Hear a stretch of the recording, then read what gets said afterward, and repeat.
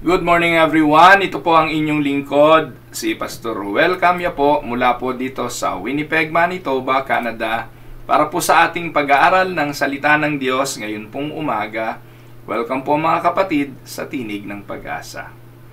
Sa umaga pong ito, ang ating pong pag-aaral ay pinamagatan ko pong Why did Jesus weep at Lazarus tomb? Ayan. So sa John 11:35, ito po yung pinakamaiksing talata sa banal na kasulatan. Ang sabi po roon, Jesus wept. O, sa Tagalog, tumangis si Jesus. So ang tanong po na ating sasagutin, bakit tumangis si Jesus sa libingan ni Lazaro? Bakit tumangis si Jesus nung namatay si Lazaro? So siguro po, katulad ng opinyon ng maraming taong naandoon na present doon sa burial site ni Lazaro, ay ganun din ang pananaw ng marami sa atin. Siguro ang pananaw natin magpahanggang ngayon ay kaya tumangis si Jesus kasi mahal na mahal niya si Lazaro. At iniibig niya si Lazaro ng ganun bilang malapit na kaibigan o ano tawag doon, kaibigang matalik. Kaya nung namatay ito ay tumangis siya. Pero yun nga kaya ho ang totoong dahilan. Sa mga commentaries na inyo pong mababasa at maraming mga pastor na narinig ko na, ay laging ganun ang exposition nila ng John 11, na ang kamatayan ni Lazaro ay nagdala ng matinding kalungkutan kay Jesus at ito ang naging dahilan ng kanyang pag-iyak.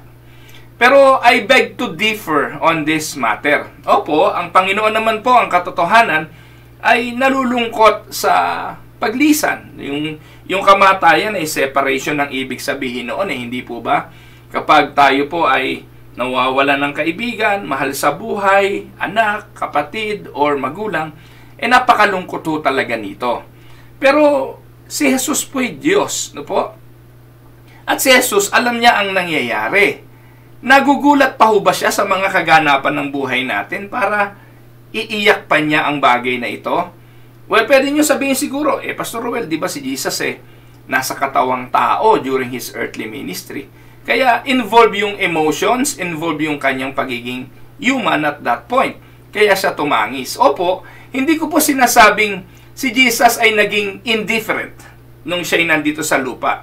Apektado siya ng mga kaganapan, apektado siya ng kalagayan ng pagiging isang tao, nagutom, napagod, umiyak.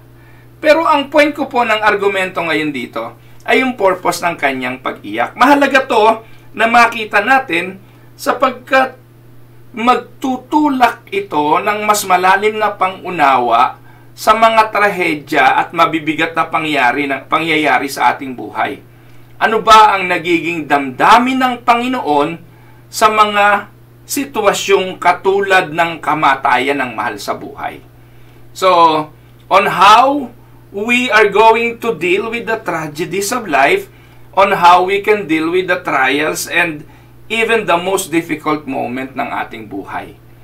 Totoo po ba na ito ang nagpaiyak sa Panginoon?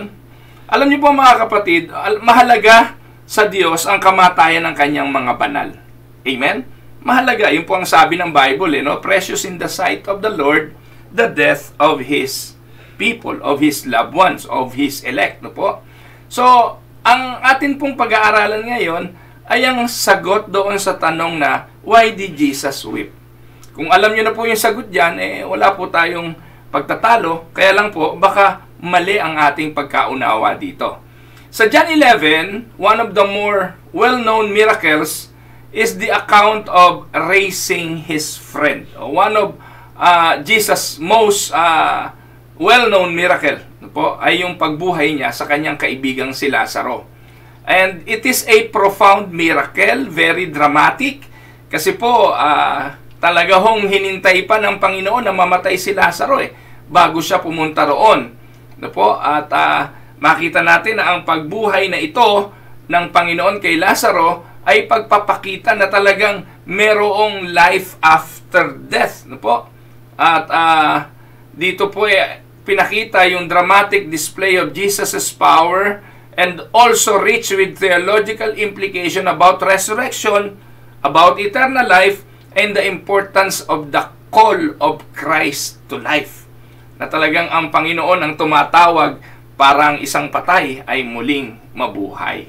So, dito po sa chapter 11 ng Book of John, may isang talata na kinonsidera nating pinakamaiksi sa buong Biblia. At ito nga po yung Jesus wept. So, mga kapatid, this statement has been used by many to illustrate the incredible empathy that our Lord had for those who were in emotional distress. Ginagamit nga itong kaaliwan, kapayapaan, at nagbibigay ito ng pag-asa doon sa mga dumadaan sa mga ganitong klaseng emotional problem. At binabanggit po natin na si Jesus ay nakikiiyak sa ating mga pinagdadaanang kabigatan. No, ang gandang pakinggan, hindi po ba? Si Jesus ay tumatangis kapag tayo ay nalulungkot, kapag tayo ay nahihirapan, nakikiiyak siya sa atin. So, maganda naman pong pakinggan kasi po nagpapakita ito how Jesus showed his empathy. Pero kung titingnan po natin ang konteksto at pag-aaralan natin ang mga talata, ganun nga po ba talaga? Dito po ba'y nakiiyak si Jesus kay Mary, kay Martha, at sa mga tao because umiyak siya dahil sa kamatayan ni Lazaro?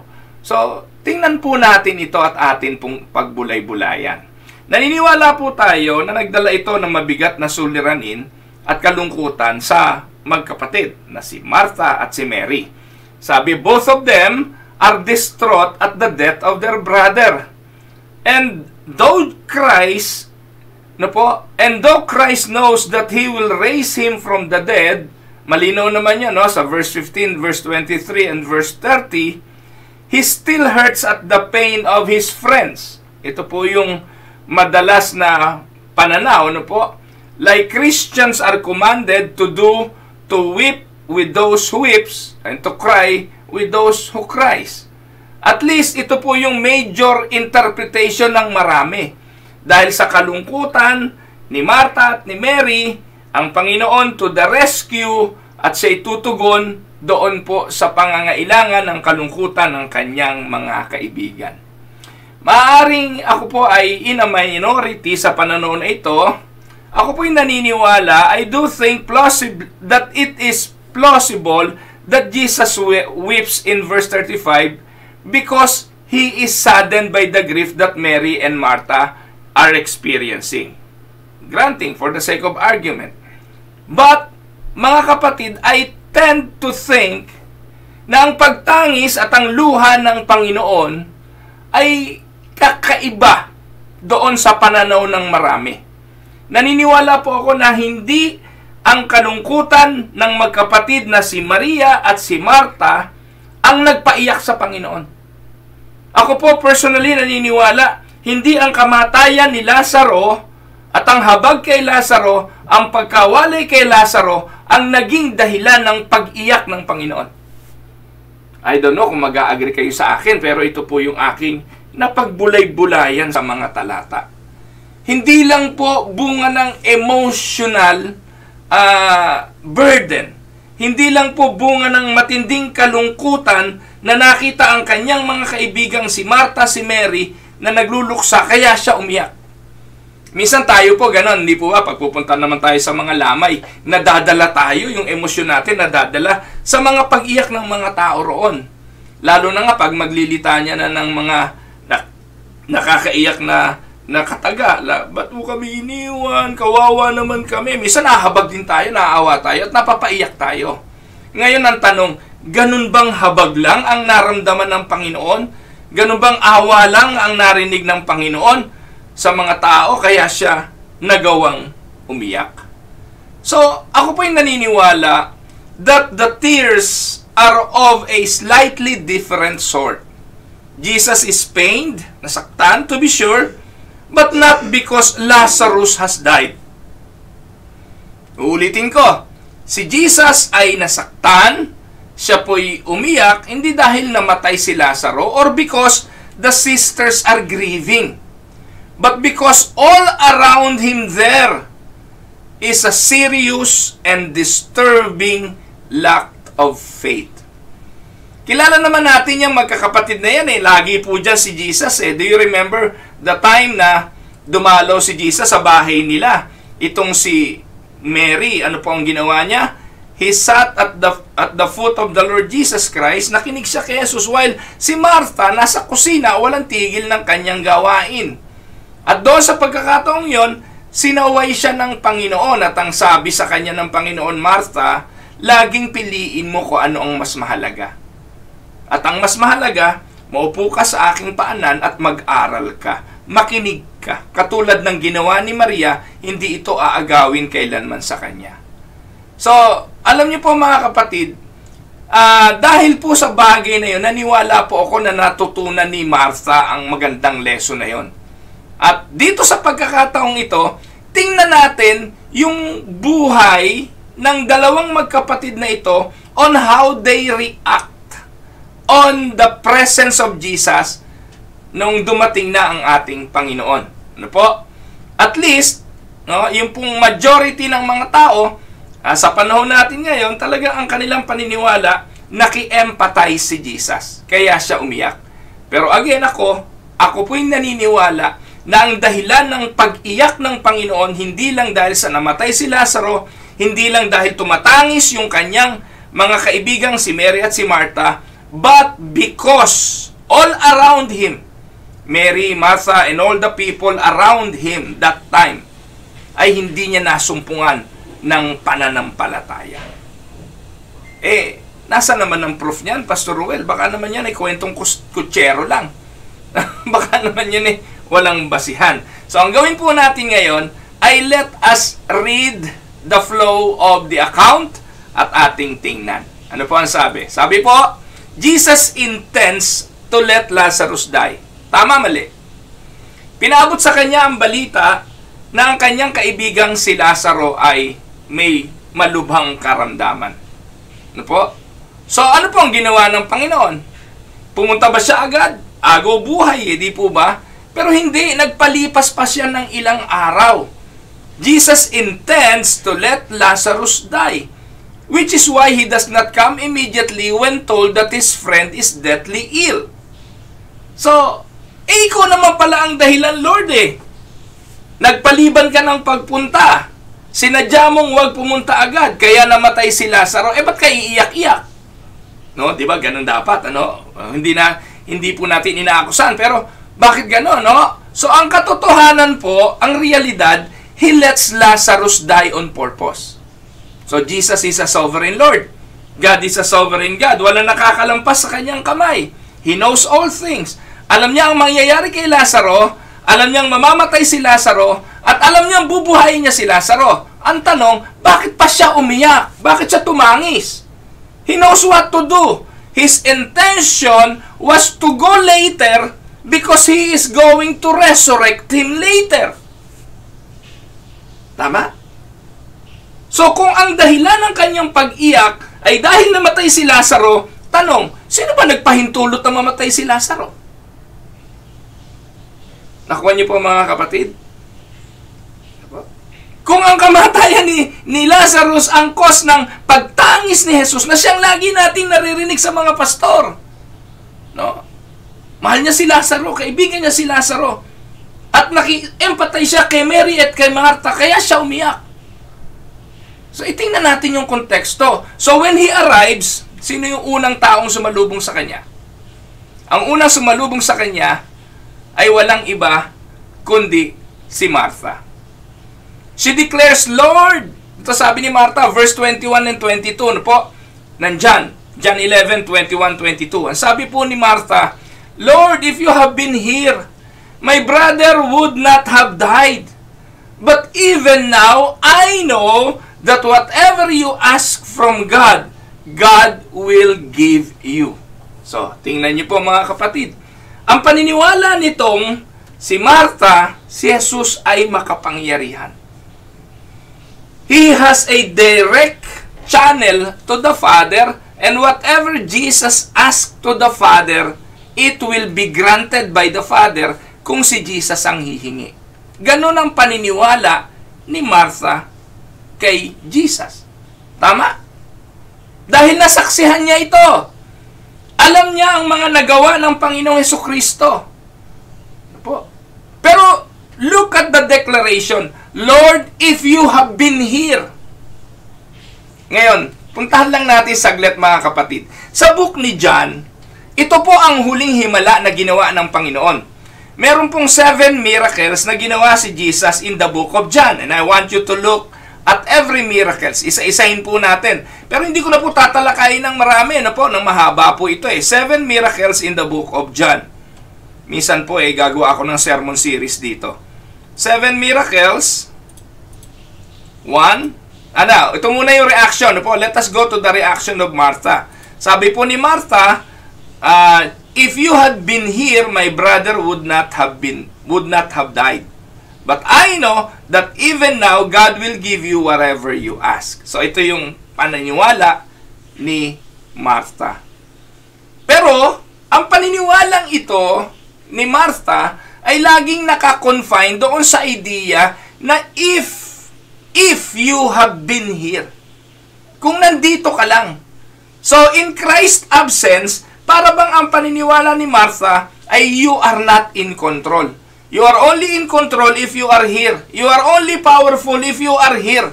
But in your absence, maaaring may mga makalusot sa iyong paningin, may makalusot sa iyong pangunawa, may makalusot sa iyong sovereign control. Yun ang nasa isipan dito ni Martha.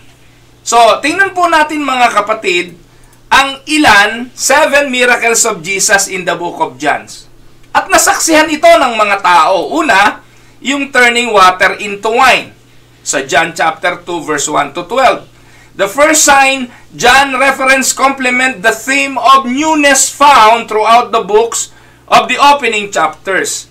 Jesus turning water into wine reveals Him as the source of life. Inireveal nito na si Jesus ang pinagmumula ng buhay and inspires His newly called disciples to put their faith in Him as the Messiah. Take note, no?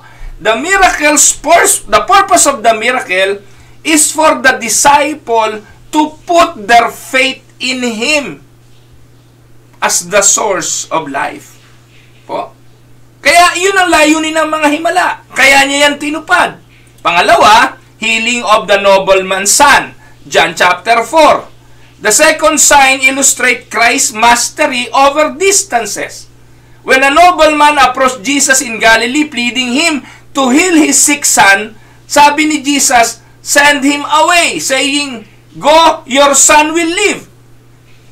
Umalis ka na, hindi ako kailangan sumama sa iyo. No? Magaling na ang anak mo. At bago pa makarating yung lalaki sa kanyang bahay, no, the nobleman receives the news that his son was completely healed. Within the same hour of Jesus speaking his words. Ipinakita dyan yung katotohanan na kahit absent si Jesus doon sa lugar, na kahit wala siya doon sa lugar kung saan nandun yung may karamdaman, kayang pagalingin yun ng Panginoon. Ba't hindi niya ginawa to kay Lazaro?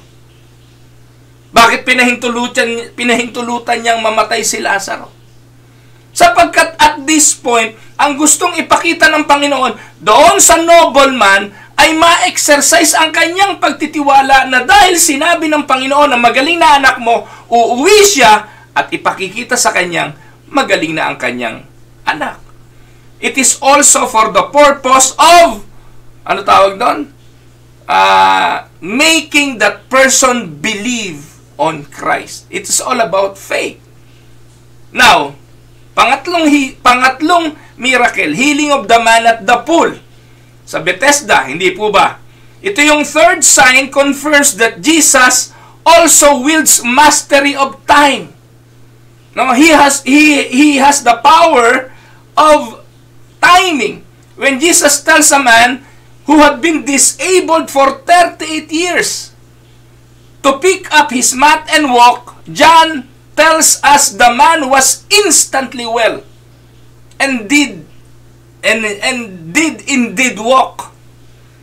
Yung timing ng Panginoon, yung mastery of time, na kahit na ang tagal-tagal mo nang may karamdaman, ang tagal-tagal mo nang lumpo, nandun ka na sa matagal na kawalang pag-asa, but because of faith, pinagaling ito ng Panginoon. Pinaranas ng Panginoon ng kagalingan. No, ano pa ang pang-apat na miracle? It's all about faith. Tandaan po ninyo, lahat ng himala ng Panginoon, all about faith.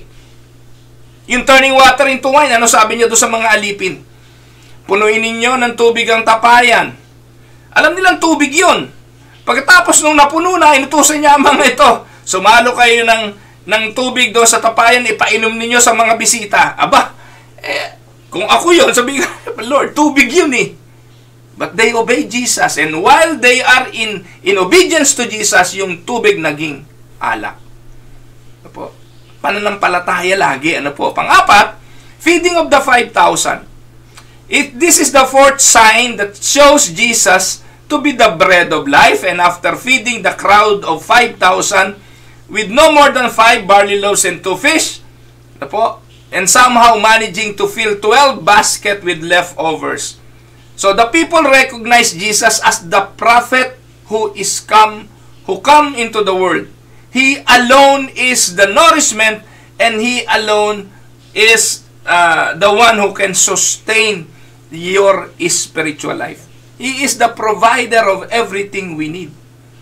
He can provide, no po? Out of nothing, He can produce. At dito, makikita natin na napakain ang mga tao na ubod ng dami sa pamamagitan lang ng kakaunting tinapay at 2 isda.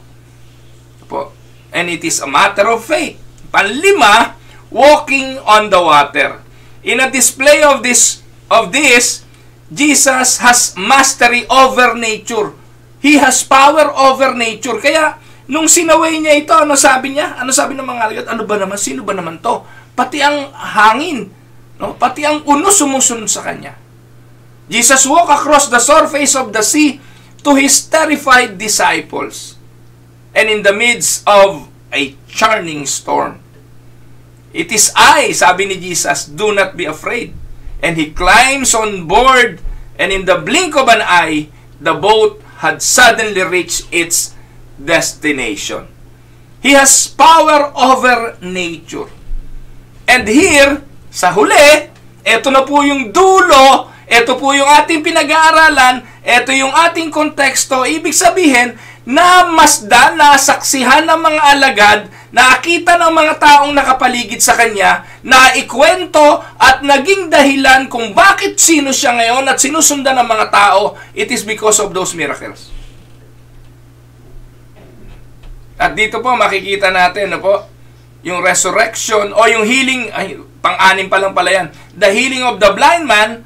Ano po, sabi po dyan, we must do the works of Him who sent me while it is day. Night is coming when no more can work, and using only mud, yung putik, no?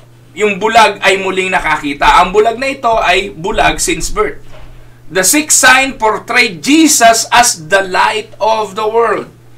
Bilang nasa kadiliman, yung lalaking ito dinala ng Panginoon sa liwanag. Amen? At siya lang makahagawa nun. At ang mga himalang yan ay namalas, nasaksihan, naikwento, naipahayag, kaya siya sinundan ng maraming tao. At pangpito, eto na yung resurrecting Lazarus.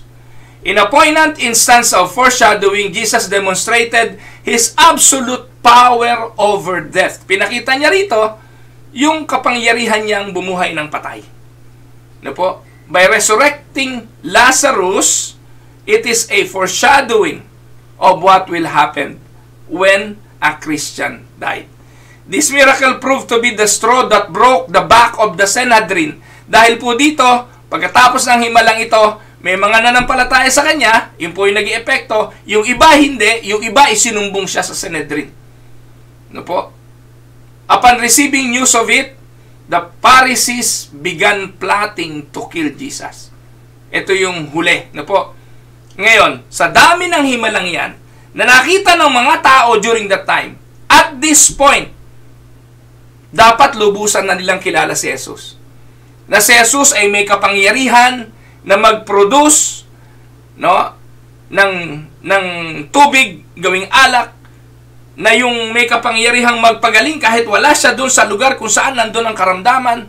May kapangyarihan siya sa kanyang panahon na kahit na ang taong 38 years ng bulag ay kaya niyang pagalingin, etc., etc. Dapat alam na ito ni na Martha, ni na Mary, dapat alam na to ng mga alagad.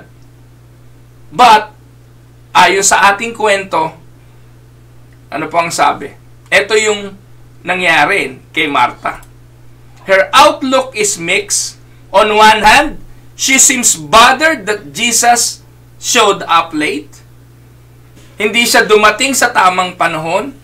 Kung dumating siya sa tamang panahon, he could have prevented the death of Lazarus. Pero maganda rin po sa kataga ni Martha ay meron siyang pag-asa. Sabi niya, kung nandito ka lang po sana, hindi naman namatay ang kapatid ko eh. Kung nandito ka, may nagawa ka sanang paraan. Pero, ganun pa man, on the other hand, no, meron pong glimmer of hope. She also has a glimmer of hope that Jesus can still do something about it. And Jesus and Martha exchange a few words which reveals she believes Lazarus will indeed be raised to life, but not until a future time. So dahil alam nila ang doktrina, ito po mabigat, ano po? Ito yung literal na tao at this is the normal human being. Narinig ko na rin po to sa isang kapatid eh. Bishop, naniniwala naman ako na ang Diyos ay sovereign. Naniniwala naman ako na walang aksidente sa Panginoon. Naniniwala naman ako na ang Panginoon ang siyang nagbibigay sa atin ng lahat ng ating kailangan. Naniniwala ako na ang lahat ay nagaganap dahil pinayagan ng Diyos. Pinaniniwalaan ko naman yon. Pero ang hirap lang tanggapin. Yun po yung problema rito. Natatalo tayo ng emosyon dahil sa sirkumstansya. Natatalo tayo ng emosyon dahil sa pangyayari. Yung theology na alam natin. Yung doktrina na alam natin. Yung mga naituro sa atin at maging yung nasaksihan natin na ginawa ng Panginoon. Parang baliwalang lahat. At ang nangingibabaw ay yung sirkumstansya. At kung meron mang lilitaw sa isipan natin na may kinalaman sa theology, yes, sasabihin natin, yes, mangyayari yan, pero hindi ngayon. At this point, wala ka nang magagawa kasi patay na. Sa Bible, meron lang pong 2 beses na umiyak si Jesus. Let me point this. Ano po? In the scripture, there are only 2 instances where Jesus wept. One, He wept for Lazarus' death. John 11:35. Ano po? John 11, at sabi po dyan, nabasa na natin kanina yan, ano po? At sa pangalawang beses na umiyak si Jesus, ito naman po ay He wept for Jerusalem. Ito po ay nasa Luke 19:41-44. Siguro po, hindi ko na ilagay sa PowerPoint, babasahin ko na lang, ano, yung Luke 19. Ang sabi po, as He approached Jerusalem and saw the city, He wept over it. So, He cried for the city of Jerusalem. Bakit? Dahil ba ang mga tao sa Jerusalem ay mahihirap, walang makain? Dahil ba sila ay namumroblema? Yung ba ang dahilan kung bakit siya umiyak? Let us see. Let us read continuously. As He approached Jerusalem and saw the city, He wept over it and said, if you, even you, had only known on this day what would bring you peace. But now it is hidden from your eyes. The days will come upon you when your enemies will build an embankment against you, and then circle you and hem you in on every side. They will dash you to the ground, you and the children within your walls. They will not leave one stone on another, because you did not recognize the time of God's coming to you. Anong iniyak ng Panginoon? Dahil wala siyang nakitang pananampalataya. Dahil ang Jerusalem, hindi na-recognize ang pagdating ng Mesiyas. So kung titingnan po natin, hindi po pwedeng magkaiba ang dahilan ng pag-iyak ng Panginoon. Hindi pwedeng magkaiba. Parating parehas lang yan. Ang nagpapaiyak sa Panginoon, hindi lang naman ang ating mga karanasan. Hindi lang naman yung mga sirkumstansyang mabibigat. Ang nagpapaiyak sa Panginoon, if you are going to read between the line, ay ang kawalan ng pananampalataya. Kaya huwag kayong spoiled, mga kapatid. tanggalin nyo sa utak ninyo yung pagiging spoiled at ang paniniwala na kahabagan naman ako ni Lord eh. In fact, sabi nga, doon kay Lazaro, umiyak nga siya dahil sa kahabagan dahil sa nangyari kay Lazarus. Maling doktrina yan. Hindi palibasa nasa kalungkutan ka ngayon, ay tutugunan ng Diyos ayon sa gusto mo para aliwin ka. Hindi yun ang ipinakikita ng pag-iyak ng Panginoon dito. Ang pagtangis ng Panginoon, nagpakita ng katotohanang hindi siya nakasumpong ng pananampalataya. Now, tingnan natin ang reaksyon ng Panginoon. Ito po. The next person na sumalubong sa kanya, maliban kay Martha, ay sino? The next person is Mary. Yan. Si Mary, siya yung umupo sa paa ni Jesus nung dumalo si Jesus sa bahay ni Martha. Siya yung nakinig sa mga aral at turo ng Panginoon. At siya yung inutusan ni Martha na, Jesus, sabihan mo naman yung kapatid ko. Upo-upo lang dyan eh. Samantala ako, hirap na hirap dito sa kusina. So, eto na ngayon yung si Mary. Tingnan natin kung ano ang kanyang reaksyon nung dumating si Jesus sa burol ni Lazaro. So, ang sabi po, more dramatic yung approach ni Mary compared kay Martha. Katulad ng dati, nagpatira pa itong si Mary sa paa ni Jesus. Pero look at her declaration. Sabi niya, Lord, kapares din ni Martha. Ano po? Nakakahawa talaga yung emosyon eh. Minsan ko yung damdamin. Halos pare-parehas. Ano po? Lord, if you had been here, my brother would not have died. Verse 32. So, iyon po ang sabi. Pero ang malungkot dito, mga kapatid, dapat meron pong mas malalim na pananampalataya si Maria kaysa kay Martha. Tama po ba? Dapat may mas malalim na pananampalataya itong si Mary dahil lagi siya sa paa ng Panginoon. Dahil constantly nakikinig siya sa Panginoon. Alam niyo po mga kapatid, ito ang totoo eh. Kaya napakahalagang magsipag-ingat tayo bilang mga mananampalataya. Kahit babad tayo sa presensya ng Panginoon. Kahit maalam tayo sa kanyang mga salita. Kahit alam natin yung kanyang mga turo, kapag dumarating ang mga problema ng buhay, nawawala tayo sa ulirat. Nalilimutan natin ang mga aral ng Panginoon at ang nangingibabaw ay ang ating mga emosyon at damdamin. Minsan nakapagsasalita tayo sa Panginoon nang hindi na natin naiisip ang ating sinasabi. Lord, if you had been here, my brother would not have died. Si Martha, ang sabi pa nga ni Martha, maganda eh. Ang sabi ni Martha, pero alam ko dahil nandito ka na, may magagawa ka. At alam ko rin na mabubuhay ang kapatid ko sa muling pagkabuhay ng mga patay. At least si Martha, nangibabaw pa ang kanyang theology. Naniwala pa siya, nandun yung kanyang doktrinang natutunan na may resurrection of the dead. Pero si Mary at this point, wala. Unlike her sister, however, she did not follow up her remarks with any expression of faith. She simply accuses Jesus of dropping the ball. Kaya dito sa pagkakataong ito, mas gusto ko si Martha. Kasi nung sinabi ni Jesus sa kanya, Martha, Martha, masyado kang naging abala. And at this point, mas gusto ko dahil nakita ko na mas may malalim ng pananampalataya si Martha dahil naniniwala siya na may resurrection of the dead. At kung hindi man ginawa ng Panginoon na pagalingin si Lazaro nung naghihingalo siya, naniniwala siya sa pagkabuhay ng mga patay, si Lazaro ay bubuhayin. Amen? Now, tingnan natin ang reaksyon ni Jesus. Anong reaksyon ni Jesus? Sa next verse, makikita natin, it indicates how Jesus feels about this situation. Ayon sa verse 33, when Jesus saw her weeping, and the Jews who had come with her also weeping, he was deeply moved in his spirit and greatly troubled. Yan po ang sabi. Ano po?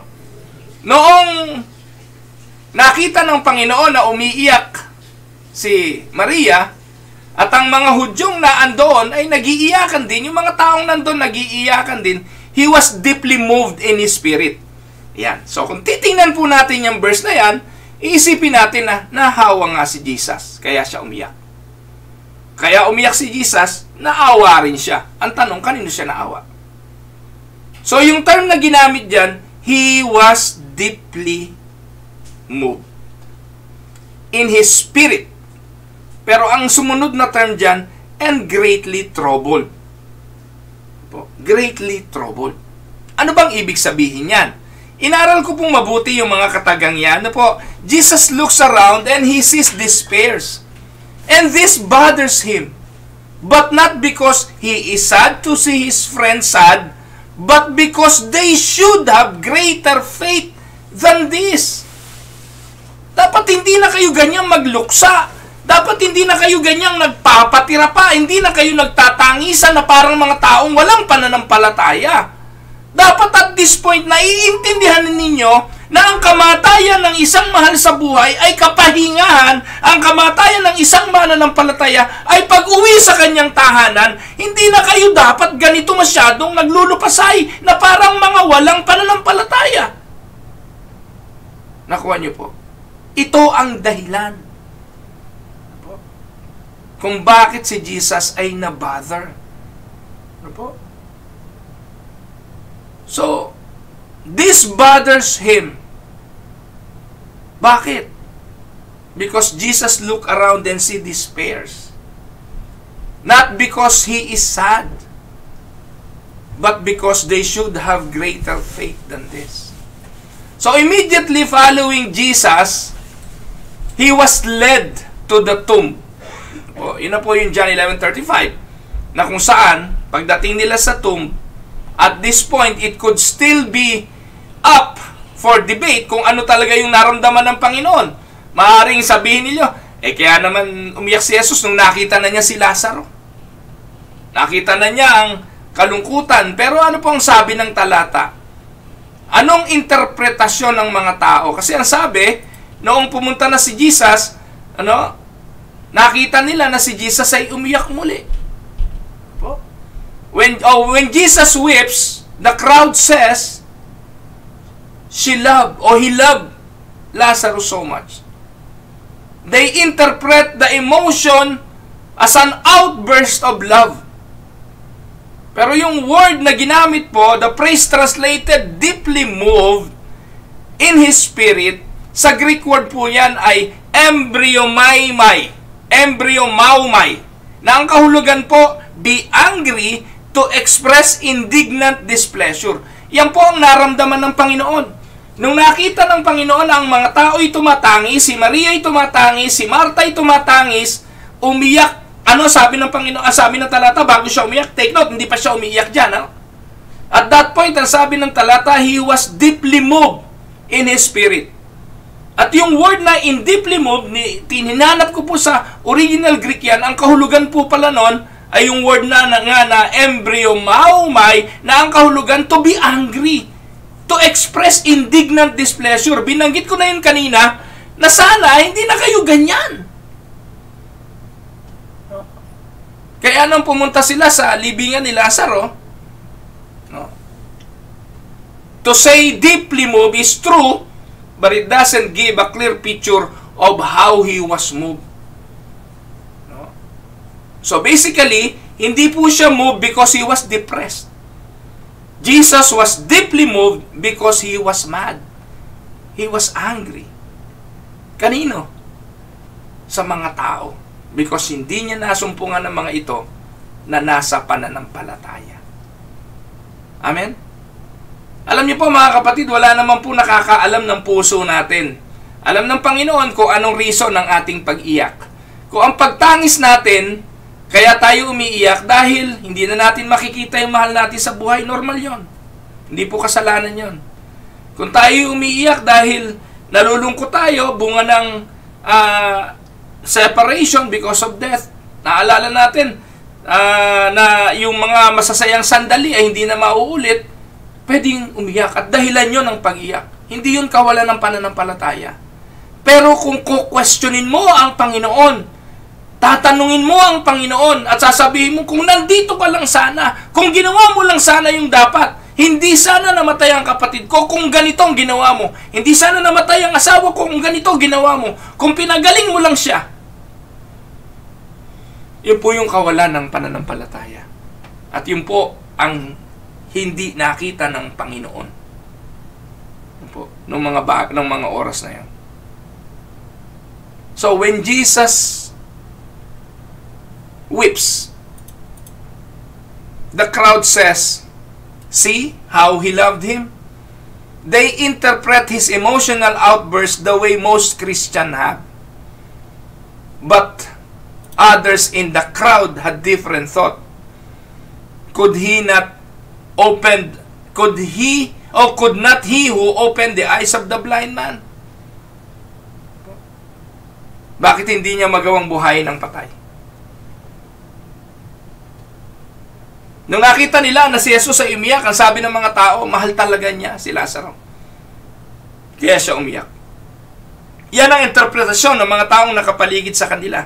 At ganyan din ni-interpret na maraming pastor ang bagay na yan. Na kaya umiyak si Lazaro dahil mahal niya talaga. Si Lazaro. Kaya umiyak si Jesus dahil mahal niya si Lazaro. Ganyan ang interpretasyon ng marami. Yung iba naman tao ron, ang sabi, di ba, ang dami na niyang himalang ginawa. Nagawa nga niya makakita yung bulag. Nakalakad nga yung mga lumpo. Nagpakain ng 5,000. And they point Jesus to the miracles that he did. That he does. Ang tanong ngayon bakit hindi niya magawang buhayin ng patay? At least some in the crowd, katulad ni Mary, implied that Jesus is a bit of a blunder. Po. They insinuate that Jesus somehow na mishandle yung situation, hindi niya ginawa agad, hindi siya nagmadali, at kung nagmadali lang siya, nagawa niya sana yung himala. Ngayon, what immediately follows, ang sabi, for the second time, Jesus deeply moved again. Ayon po sa verse 38. Sa verse 38, Jesus deeply moved again, came to the tomb. For effect, pwede natin bigyan ng emphasis yung word na again, deeply moved again. Dahil sa sinabing ito ng mga tao, dahil sa kanilang mga opinion, muli, nagalit ang Panginoon. Narinig natin uli yung word na deeply moved, na sa Greek, embrymaomai, ang hirap banggitin po. Same word as before. In other words, he gets irritated and agitated again for the second time. Now, sabi po sa John 11:38, Jesus once more deeply moved, came to the tomb. It was a cave with a stone laid across the entrance. Sabi niya, take away the stone, but Lord, ito na naman ang sabi ni Martha, Lord, patay na siya This time, there is a bad odor, for he has been there 4 days. 4 na araw na siya. What I would like to point out is this. Both times, binanggit po dyan that Jesus is deeply moved. Na ang kahulugan ay angry or indignant. It happens immediately after he is accused of committing some sort of blunder. Yung pong anger at yung spirit of being indignant, ay ipinakita ng Panginoon dahil bunga ng akusasyon na siya ay nagkamali, na siya ay late, na siya ay hindi dumating agad.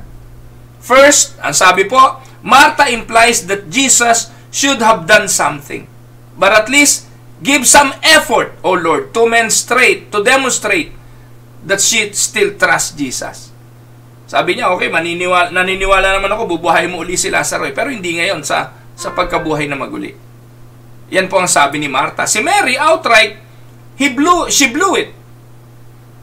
And sabi niya kay Jesus, palpa ka Jesus Kung nandito ka lang, hindi sana namatay ang kapatid ko.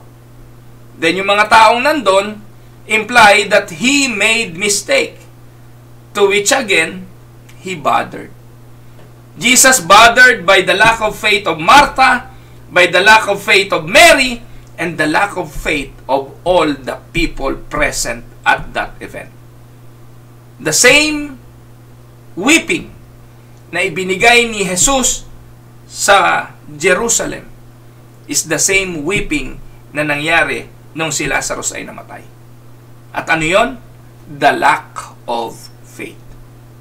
Amen? So what this shows me is that the context of Jesus' tears are right in the middle of a group of people who simply don't trust Him. Jesus, knowing full well what He had planned all along, encounters hardly any faith at all from the very people who should know Him better. Amen? Ito po yung mga tao na kilala siya kasama niya. Pero wala siyang nakitang pananampalataya, bagkos ay paninisi na kung sana nandito ka, buhay pa ang aking kapatid. Tumangi si Jesus dahil doon. So, what this, put yourself in Jesus' shoe. Ano mararamdaman ninyo? You have unlimited supernatural power. You have put this power on display 100 times before. You have proven repeatedly to be good and kind and loving to others. You have shown yourself to be trustworthy over and over again. You are literally the sinless Son of God, who can do no wrong and has a divine plan and purpose for everything. And yet, your closest friends all think you screwed up. Anong mararamdaman mo? Amen? And for this reason, I tend to believe that the weeping of Jesus is at least partly a profound sorrow from the lack of faith demonstrated by those around Him. Yun ang dahilan. Yes, perhaps I think you can argue that Jesus experienced some legitimate sadness sa pagkamatay ni Lazarus, or more likely at the sorrow experienced by others at his passing. No doubt, he had empathy. I don't doubt that for a second, Jesus knew exactly what He was doing. Alam niya kung anong kanyang ginagawa. Does it makes more sense to me that Jesus' emotional state is tied at least more so to the lack of faith from His followers? The text itself explicitly says He was indignant. What a word to use, indignant. At dahil sa kanyang galit, sa kawalan ng pananampalataya, He cried. I think it is fair to say that God, when accused of wrongdoing in the midst of it, might get upset about that. Ngayon, ano nagpapaiyak sa Panginoon? Yung bang karanasan natin? Ano nagpapaiyak sa Panginoon? Yung bang ating mga mabibigat na nararanasan? Huwag niyong ipagkamali ng interpretasyon. Ang magpapaiyak sa Panginoon ay kung papaano natin hinahandle ang mabibigat na karanasan ng buhay.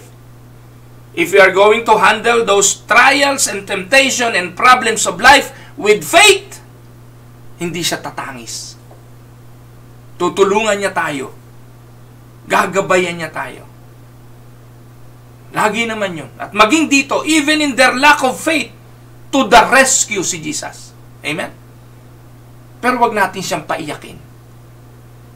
Wag natin siyang paiyakin dahil sa kawalan natin ng pagtitiwala. Amen? So, I don't know what trial you are facing this day. I know that from our own earthly perspective, it can easily seem like God is incompetent to handle the task. But such is not the case. Our God is good. He is powerful. He is a sovereign Lord. He is worthy of our trust.